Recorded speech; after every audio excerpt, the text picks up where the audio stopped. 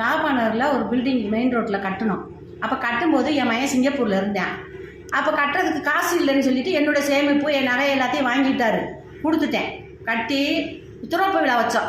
அப்போ அண்ணன் தான் வந்து திறந்து வச்சாங்க.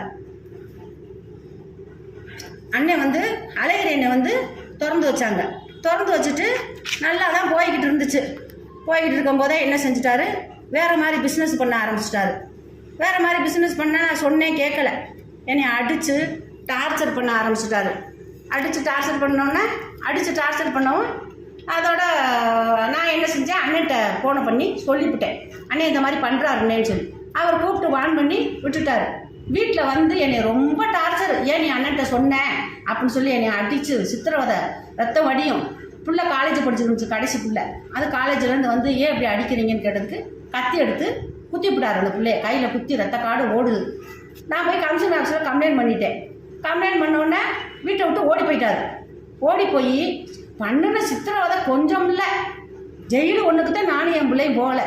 பொய் கம்ப்ளைண்ட் கொடுக்குறது, இப்போ அடித்தாங்க, மிதிச்சாங்க, வச்சாங்க, அந்த பையன் மேலே கம்ப்ளைண்ட், என் பிள்ளை மேலே கம்ப்ளைண்ட், என் மேலே கம்ப்ளைண்ட், கிரிமினல் கம்ப்ளைண்ட்டாக கொடுத்து பிள்ளைய வக்கீல் படிக்க வச்சுருக்கேன். கார்டு வாங்க முடியல. 2 கேஸ் ஓடிக்கிட்டு இருக்கு. ஹைகோர்ட்டில் போட்டால் நான் கோபத்தில் சொல்லிட்டேன் அப்படின்னு சொல்கிறாரு. நான் இப்போ இந்த கேஸ் 10 வருஷமாக 8 வருஷமாக 9 வருஷமாக ஓடிக்கிட்டு இருக்கு. அந்த கேஸை முடிக்க முடியுமா? என் பிள்ளைக்கு கார்டு வாங்க முடியல. நாங்கள் சிரமத்தில் உட்காந்துருக்கோம். இந்த மருமையினை கூட்டிகிட்டு வேற வந்து அடிப்பார். அவள் வேற வீட்டுக்குள்ள வந்து அடிப்பா. இப்போ எல்லாத்தையும் ஒரு சொத்து ஒவ்வொரு பேரில் இருக்குது. ஒன்று பிச்சைக்கனி, ஒன்று அபுசாரிக்கு, ஒன்று கனி. பேரில் மாற்றி விற்கிறாரு. சன்னத்துரபியா பேரில் மாற்றி ஒன்று விற்கிறாரு.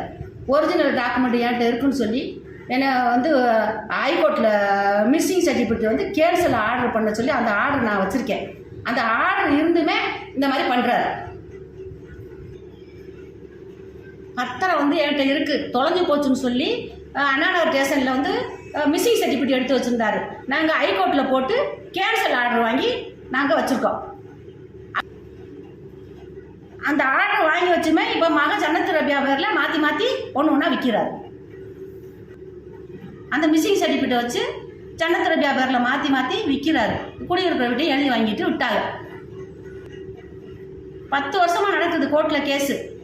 10 வருஷமாக கோர்ட்டில் கேஸ் நடந்துமே இந்த மாதிரி பண்ணுறாங்க. கேட்குறதுக்கு ஆள் இல்லை, ஹெல்ப் பண்ணுறதுக்கு ஆள் இல்லை. நான் எங்கே போய் நிற்கிறது? யாராவது ஹெல்ப் பண்ணுங்க. அவருக்கு வந்து வக்கீல், டிஎம்கே கட்சிக்காரங்க எல்லோரும் சப்போர்ட்டில் இருக்காங்க. எனக்கு ஒருத்தருமே இல்லை. எனக்கு வந்து வாங்கி கொடுக்கறதுக்கு யாருமே இல்லை. எனக்கு எந்த உதவியும் இல்லை. யாராவது ஹெல்ப் பண்ணுங்க.